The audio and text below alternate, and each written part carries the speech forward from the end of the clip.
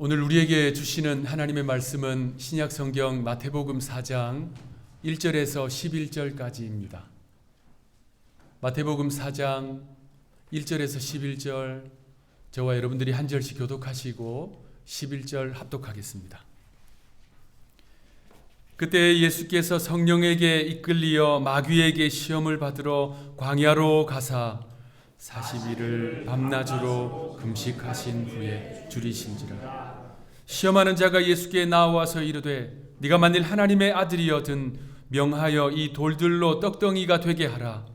예수께서 대답하여 이르시되 기록되었으되 사람이 떡으로만 살 것이 아니요 하나님의 입으로부터 나오는 모든 말씀으로 살 것이라 하였느니라 하시니, 이에 마귀가 예수를 거룩한 성으로 데려다가 성전 꼭대기에 세우고 이르되 네가 만일 하나님의 아들이거든 뛰어내리라. 기록되었으되 그가 너를 위하여 그의 사자들을 명하시리니 그들이 손으로 너를 받들어 다리 돌에 부딪히게 않게 하리라 하였느니라. 예수께서 이르시되 또 기록되었으되 주 너희 하나님을 시험하지 말라 하였느니라 하시니, 마귀가 또 그를 데리고 지극히 높은 산으로 가서 천하 만국과 그 영광을 보여 이르되 만일 내게 엎드려 경배하면 이 모든 것을 네게 주리라. 이에 예수께서 사탄아 물러가라. 기록되었으되 주 너의 하나님만 경배하고 다만 그를 섬기라 하였느니라. 합독하겠습니다.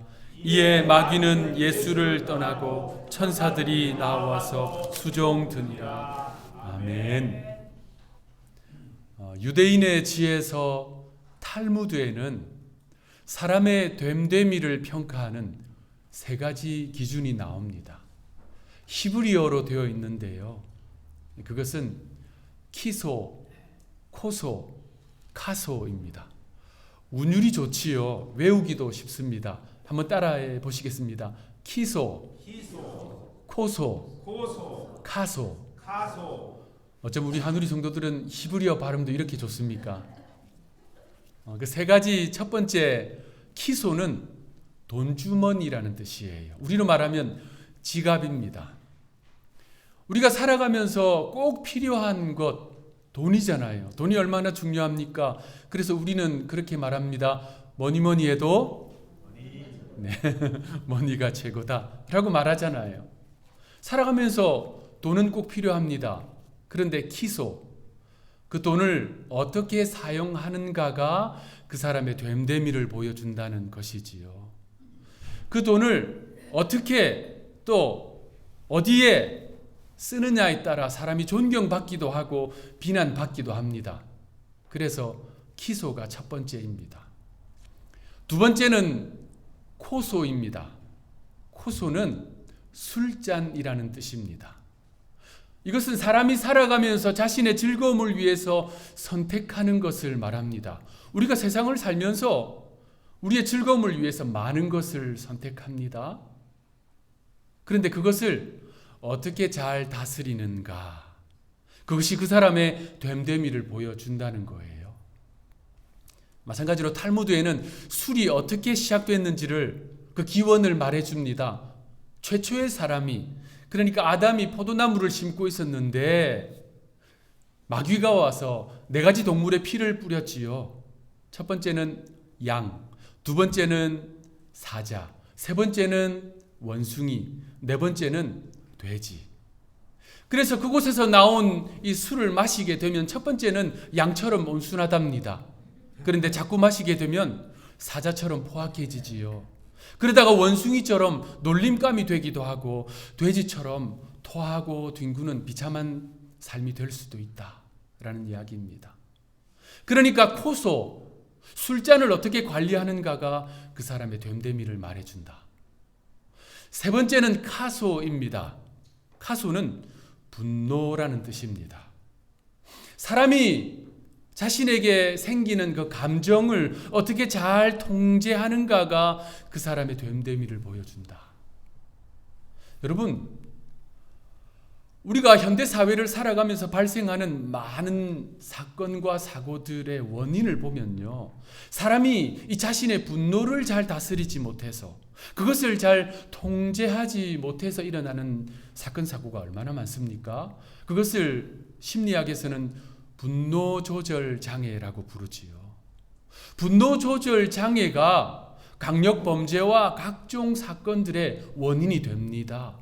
그런데 분노 조절 장애라는 단어가 우리에게 너무 무겁게 느껴지고 나와는 상관없다라고 생각할 수 있는데, 우리가 살아가면서 욱하잖아요.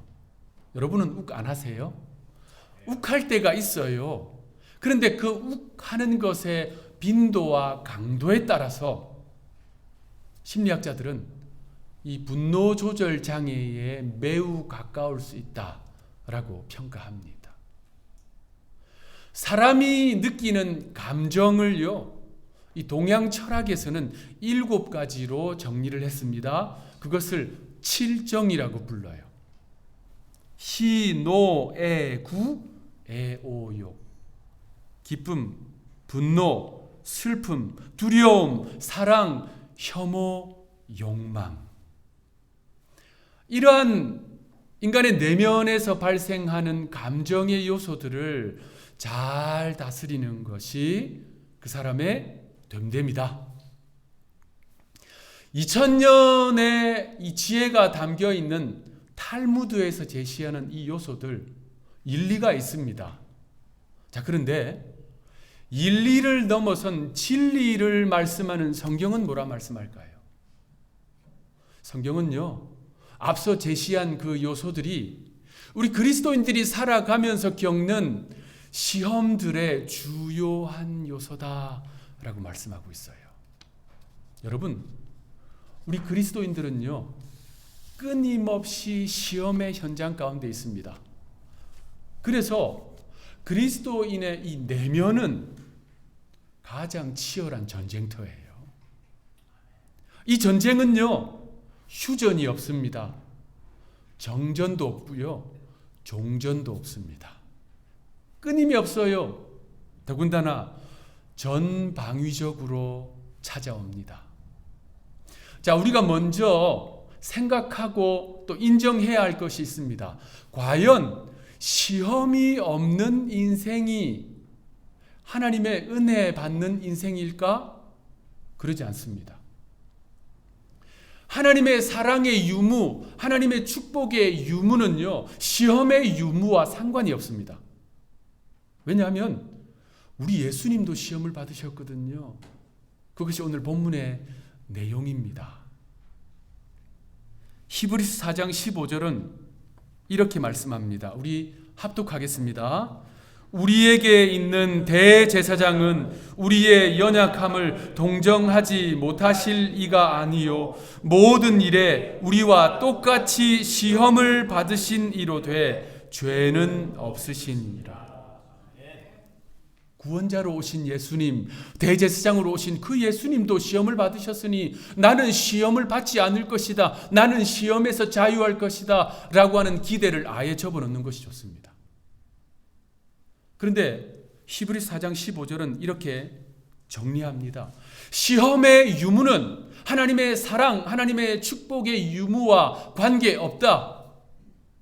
시험이 없는 삶이 하나님의 사랑받는 삶, 축복받는 삶이 아니라는 거예요. 도리어 그 시험 속에서도 그 곁에서 우리에게 힘을 주시고 위로하시고 용기 주셔서 그 시험을 이기게 하시는, 그 시험을 넉넉히 이기게 하시는 하나님을 붙드는 믿음, 그 믿음을 가진 성도가 하나님의 사랑받는 성도, 하나님께서 주시는 복받는 성도라는 사실입니다.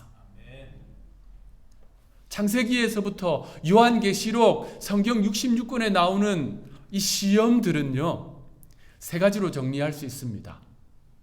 시험, 시련, 유혹이지요. 한번 따라 합시다. 시험, 시련, 유혹. NIV 영어 성경은 그것을, 시험을 테스트로, 시련을 트라이얼로, 그리고 유혹은 템테이션으로 표현하고 있습니다. 첫 번째 시험, 테스트, 이것은 말 그대로 exam입니다. 수준을 평가하기 위해 치르는 거예요. 그런가 하면 시련, trial, 이것은요 hardship, 고난과 역경을 의미합니다. 또 한 가지 유혹, temptation, 원수 마귀가 우리를 넘어뜨리기 위해 주는 것이지요. 그런데 우리가 살면서 경험하는 그 시험이 어떤 것이든지 간에 그것이 테스트이든지 트라이얼이든지 템테이션이든지 상관없이 우리는 그 모든 시험을 이길 수 있습니다. 오늘 본문은 그 사실을 우리에게 가르쳐주고 있어요. 요단강에서 세례를 받으신 우리 예수님은 광야로 나가셨어요. 사람도 살지 않는 그 척박한 땅 광야에서 우리 예수님이 하셔야 될 일이 있었습니다. 예수님이 감당하실 시험이 그곳에 있었어요. 오늘 본문 1절 말씀 우리 합독하겠습니다. 시작. 그때에 예수께서 성령에게 이끌리어 마귀에게 시험을 받으러 광야로 가사. 자, 우리 예수님께서 광야에서 마귀에게 당한 시험, 그 세 가지 시험은 세 가지 측면을 대표하고 있습니다. 첫 번째는 육체적 차원의 시험이에요. 두 번째는 정신적 차원의 시험입니다. 세 번째는 신앙적, 영적 차원의 시험입니다. 먼저 마귀는 예수님을 육체적 차원의 시험을 했습니다. 광야에서 40일을 금식하신 예수님을 향해서 저 돌덩이를 명하여 떡덩이가 되게 하라. 예수님의 능력을 사용해서 떡으로 만들어서 굶주림을 해결하라라는 이야기입니다. 성육신하신 예수님은 저와 여러분들과 똑같은 몸을 가지고 계셨어요. 그 말은 예수님도 배고픔을 느끼셨다는 말입니다. 40일을 주야로 금식하셨으니 극한의 굶주림 상태였습니다. 그런 예수님을 향해서 마귀는 육체적 차원으로 시험을 했습니다. 3절 말씀 우리 합독합시다. 시작. 시험하는 자가 예수께 나와서 이르되 네가 만일 하나님의 아들이여든 명하여 되게 하라. 자, 여기서 주목해야 할 표현이 있어요. 네가 만일 하나님의 아들이여든. 자, 첫 번째 시험, 지금 예수님이 당하시는 이 첫 번째 시험과 이어질 두 번째 시험에서 마귀는 이 표현을 쓰고 있었습니다.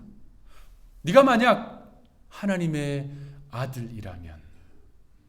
여러분, 우리가 기억해야 할 것이 있어요. 주님께서 이 광야로 나오시기 직전에 가셨던 곳이 지난 주일에 살펴보았습니다. 요단강이었어요. 그곳에서 세례를 받으셨습니다. 세례를 받고 나오신 예수님을 향해서 하나님께서 말씀하셨어요. 이는 내 사랑하는 아들이다. 내가 기뻐하는 자다. 그 중요한 관계, 하나님과의 관계에 대한 이 말씀, 원수 마귀는 첫 번째 이것을 치고 들어오는 거예요. 하나님과의 관계를 깨뜨리려고 하는 것입니다. 여러분, 우리가 살면서 경험하는 이 시험의 핵심 가운데 핵심이 바로 이것입니다. 하나님과의 관계를 깨뜨리는 것. 우리가 하나님과의 그 관계 속에서 형성된 하나님의 자녀라고 하는, 그리스도인이라고 하는, 예수 그리스도의 제자라고 하는 이 존귀한 신분을 흔들고 깨트리는 거예요. 예수님은 굶주림 가운데 있었습니다. 금식하셨으니까 그러하셨겠지요. 그 육체적인 이 굶주림 상태를 통로로 사용하여서 하나님과의 관계를 흔들고 깨트리려고 하는 것이 마귀의 첫 번째 시험이었어요. 마귀의 두 번째 시험은 정신적인 측면입니다. 마귀는요, 예수님을 성전 꼭대기에 세워놓고 이야기합니다. 6절 말씀 이르되 네가 만일 하나님의 아들이여든 뛰어내리라 기록되었으되 그가 너를 위하여 그의 사자들을 명하시리니 그들이 손으로 너를 받들어 발이 돌에 부딪히지 않게 하리로다 하였느니라. 자, 마귀의 이 시험은 다분히 예수님으로 하여금 아버지 하나님을 시험하도록 만드는 내용입니다. 당신이 만약에 이 성전 꼭대기에서 뛰어내린다면 하나님께서 천사들을 보내어서 당신이 돌에 부딪히지 않도록 다치지 않도록 하는 것을 증명해 보이라. 당신이 그것으로 당신이 하나님의 아들이라는 것을 증명해 보이라 라는 것이지요. 그러면 성전에 모여있는 사람들이 그 모습을 보고 열광할 것이다. 여러분, 사람의 내면에 있는 여러 가지 욕구가 있습니다. 정신적인 욕구가 있어요. 그 가운데 하나가 바로 명예욕입니다. 우리 모두가 다 가지고 있는 것이에요. 타인으로부터 박수받고 싶고 존경받고 싶고 인정받고 싶은 그 욕구. 그런데 예수님은 지금 십자가에 달려 죽으셔서 우리를 구원하시려고 하는 목적으로 오신 거예요. 그거 잊어버리고 명예를 추구하라는 것입니다. 자, 예수님이 공생애를 시작하셨을 때 받으신 이 시험은 공생애를 마무리하셨을 때에도 또 받으셨어요. 주님이 십자가에 달리셨을 때 주님을 향해서 사람들이 조롱과 조소의 이야기들을 쏟아내었습니다. 마태복음 27장 27절 이하에 그 내용들이 잘 나오는데 그들이 무슨 말을 했냐면요. 40절부터 42절. 이르되 성전을 헐고 사흘에 짓는 자여 네가 만일 하나님의 아들이거든 자기를 구원하고 십자가에서 내려오라 하며 그와 같이 대제사장들도 서기관들과 장로들과 함께 희롱하여 이르되 그가 남은 구원하였으되 자기는 구원할 수 없도다. 그가 이스라엘의 왕이로다. 지금 십자가에서 내려올지어다. 그리하면 우리가 믿겠노라. 고통스러운 그 십자가, 죄인들이나 짊어지는 그 십자가, 부끄러운 십자가 그거 벗어버리고 그곳에서 내려와서 당신이 하나님의 아들이라는 것을 증명하라. 그리하면 우리가 믿겠노라. 사람들이 알아주지도 않고 박수도 쳐주지 않는 희생과 봉사, 충성과 헌신, 십자가의 길, 제자도 그거 뭐 중요하냐는 거예요. 그냥 명예를 조차 살아가라는 이야기입니다. 마귀의 세 번째 시험은 영적인 차원의 시험입니다. 그는 예수님을 높은 산, 천하만국의 영광이 다 보이는 높은 산으로 데리고 갔습니다. 그리고 예수님께 이렇게 이야기합니다. 오늘 본문 9절 말씀 우리 합독하겠습니다. 시작. 이르되 만일 내게 엎드려 경배하면 이 모든 것을 내게 주리라. 하나님이 아닌 자신을 경배하라는 거예요. 그래서 영광을 추구하라는 이야기입니다. 자, 여러분, 예수님께서 아기의 몸으로 탄생하셔서 그 초라한 말 구유에 누워 계셨을 때 우리 예수님이 어떤 분이셨습니까? 동방으로부터 온 박사들이 주님을 향해서 예물을 올려드리고 신적 경배를 올려드린 분입니다. 뿐만 아니라 천군 천사들이 주님의 탄생을 축하하면서 영광의 찬송을 올려드린 분이에요. 지극히 높은 곳에서는 하나님께 영광이요 땅에서는 하나님이 기뻐하시는 사람들 중에 평화로다. 그러한 경배를 받으신 분이 우리 예수님입니다. 그런데 그 예수님을 향해서 이야기하는 거예요. 하나님께 경배하지 말고 하나님 예배하지 말고 나에게 경배해라. 그러면 세상의 영광을 너에게 주겠다.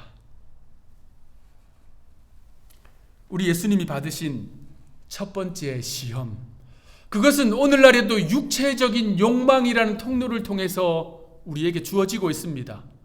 예수님이 받으신 두 번째 시험, 그것은 정신적인 차원에서 지금도 허영심과 명예심이라는 그 통로를 통해서 우리를 충동하고 있어요. 주님이 받으신 세 번째 시험, 영적이고도 신앙적인 시험, 하나님 아닌 다른 것들을 바라보고 경배하고 추구하게 만드는 이 시험은 지금도 계속되고 있고 앞으로도 멈추지 않을 것입니다.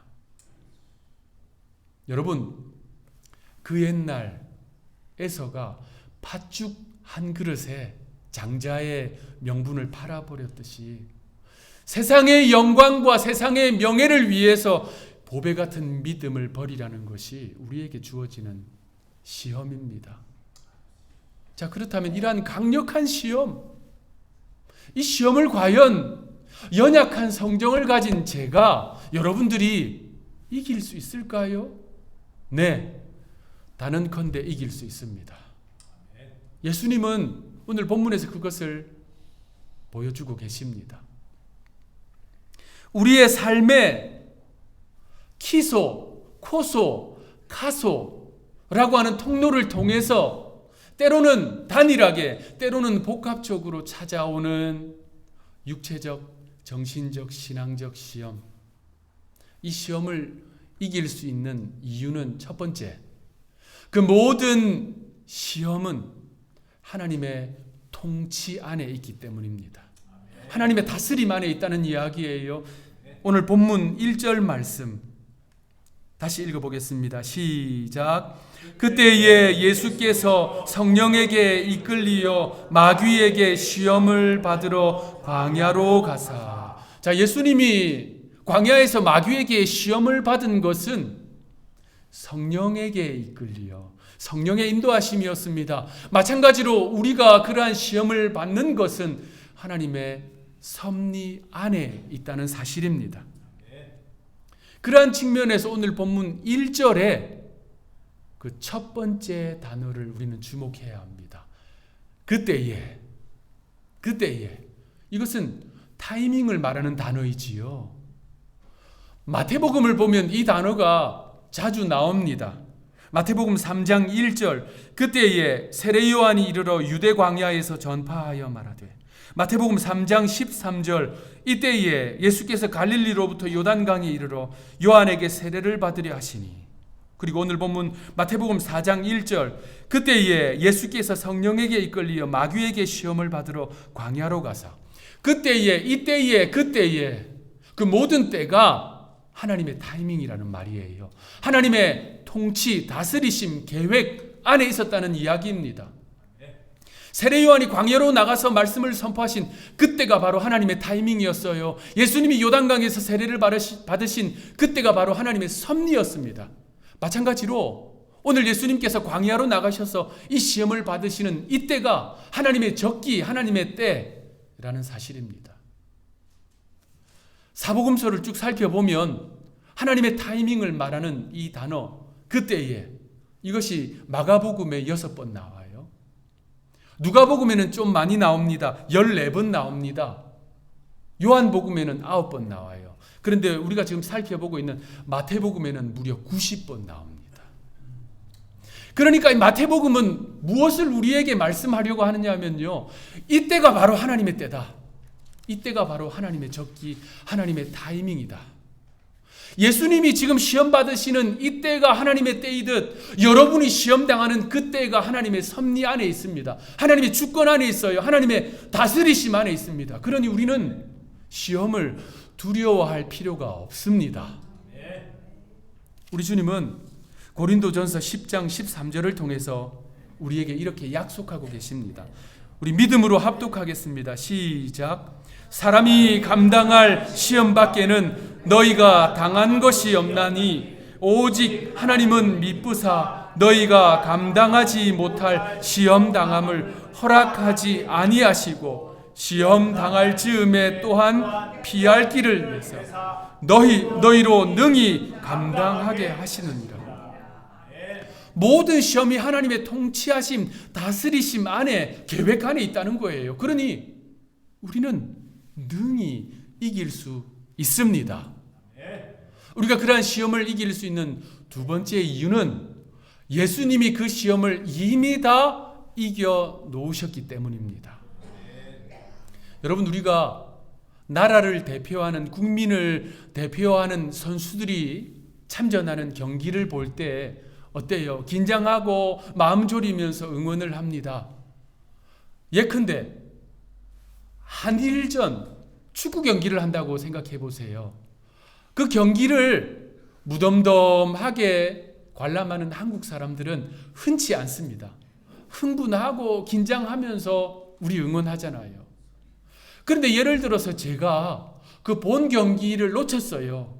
그래서 그 다음날 하는 재방송 경기를 봅니다. 그 경기는 이미 우리가 이겼어요.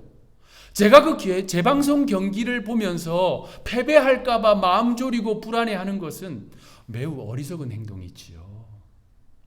승리한 경기의 재방송을 볼 때에는 우리 그냥 소파에 편안하게 앉아서 팝콘 먹으면서 승리를 즐기면 됩니다. 첫사람 아담은 완전히 패배했어요. 실패했습니다.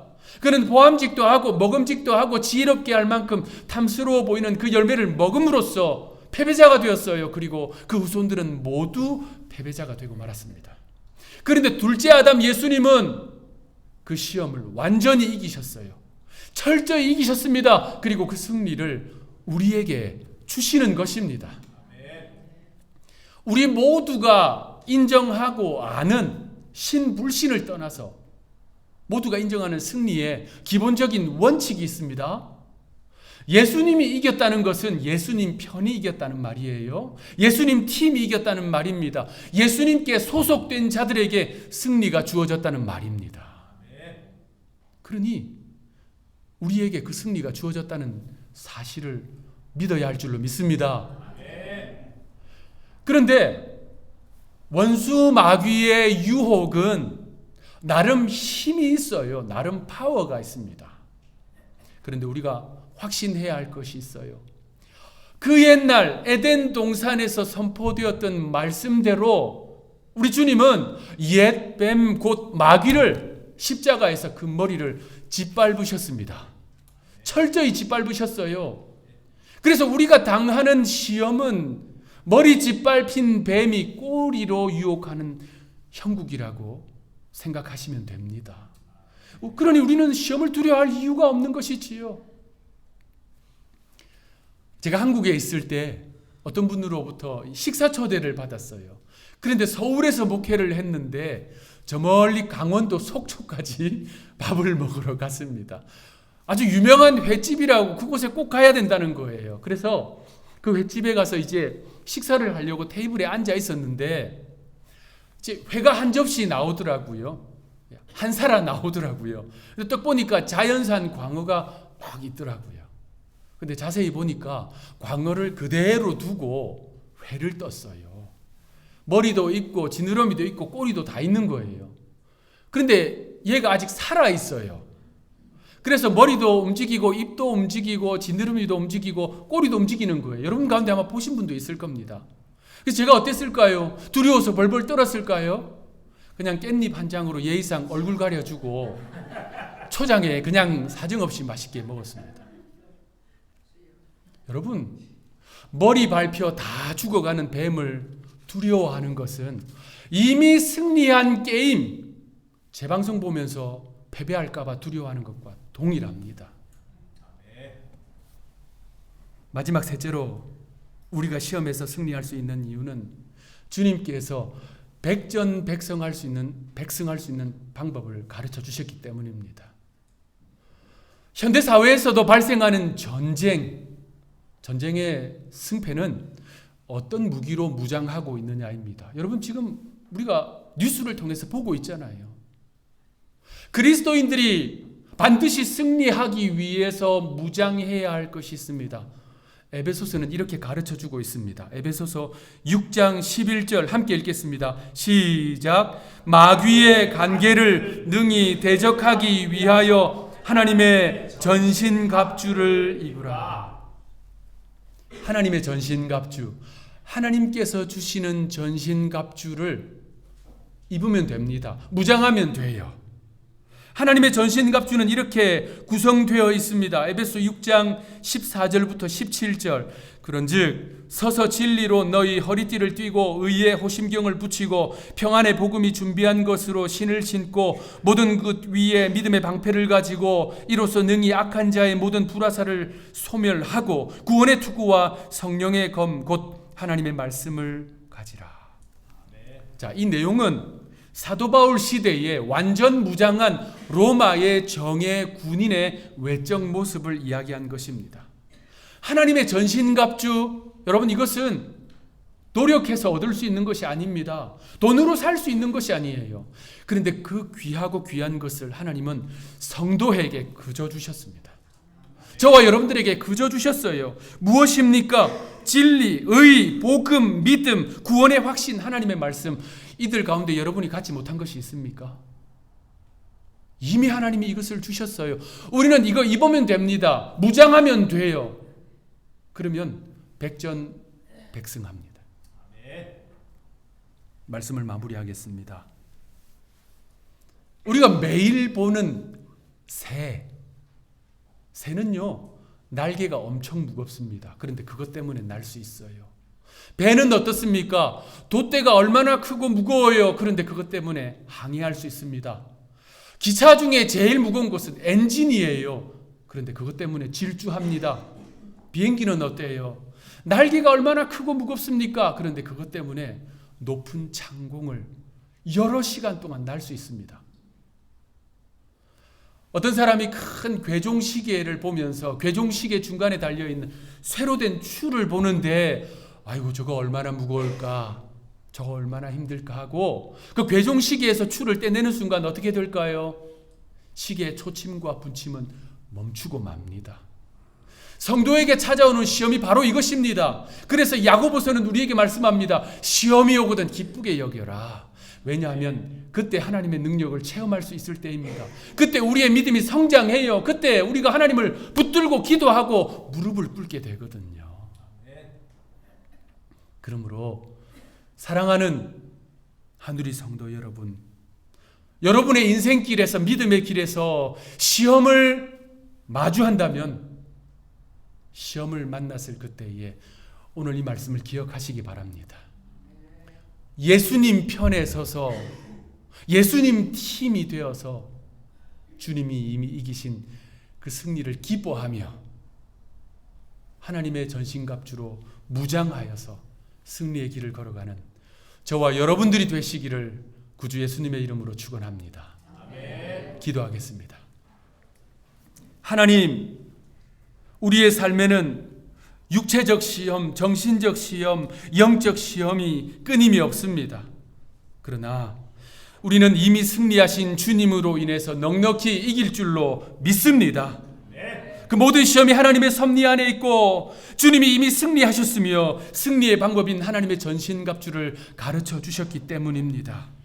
그래서 우리 하누리 성도는 승리하신 주님 편에 서서 주님 팀이 되어서 승리를 기뻐하며 축하하는 믿음의 백성들 되게 하여 주옵소서. 감사하옵고 구주 예수님의 이름으로 기도하옵나이다.